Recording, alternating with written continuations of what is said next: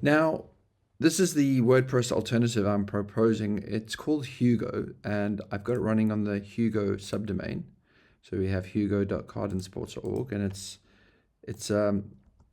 configured not to be indexed by Google and such, so it should be a hidden site unless you know that domain. And I've exported the WordPress data here, so it's all should be here for the most part.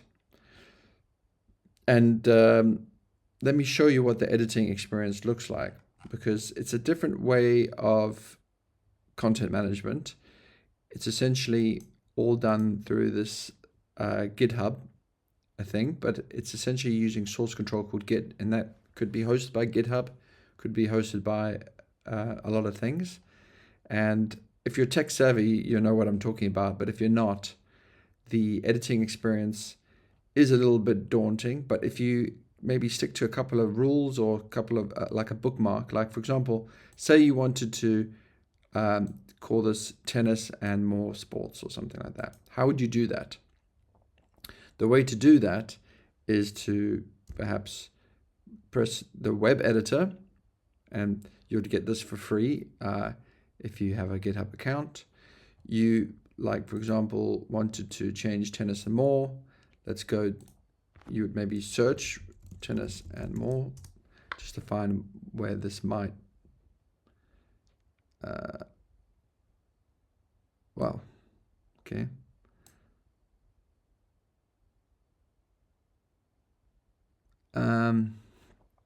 Hold on, let me just, I think, so here we have like, tennis and more.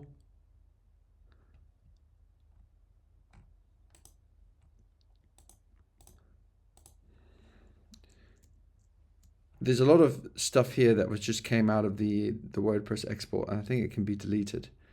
Normally you would just see this sort of text. And then furthermore, you would get a preview if you went preview to the side here. So you can kind of see what you're doing here, but I think I chose to update the title. So see here to join or to renew membership. Okay, let's go to renew membership now and tennis and more sports. So you don't see the title being updated, but you can see perhaps that the membership now changed. And also furthermore, you wouldn't see perhaps that the images were loaded, because the images I believe are referring to a relative directory which is not getting served because whatever. So once you made the change, you would essentially go commit and push. You would say test or something like this. So yeah, it's a bit daunting, but once you get used to it, it becomes second nature.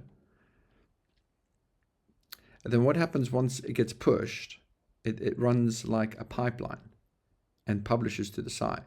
Let's see if I can demonstrate that to you. How do I go back to the site? Yeah, here we go. See this little orange thing? It's sort of getting ready to deploy it. And now if we refresh this page, it should say tennis and more sports and renew your membership now. So the good thing about this thing is that it's static. It doesn't change. It's just hosted in a very simple way. So there's no chance. So the security improves, the speed improves.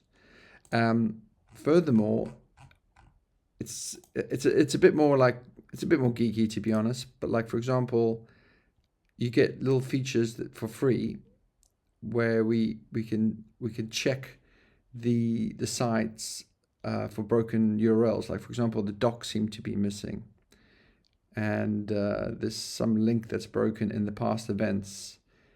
Furthermore, there also seems to be a link broken in the about section. So it's a far more powerful way of editing a website. There is a bit of a learning curve, as I showed you, to edit things, but in the long run, it becomes a lot more maintainable, auditable, faster, better security, and such and so forth. Thank you for getting this far.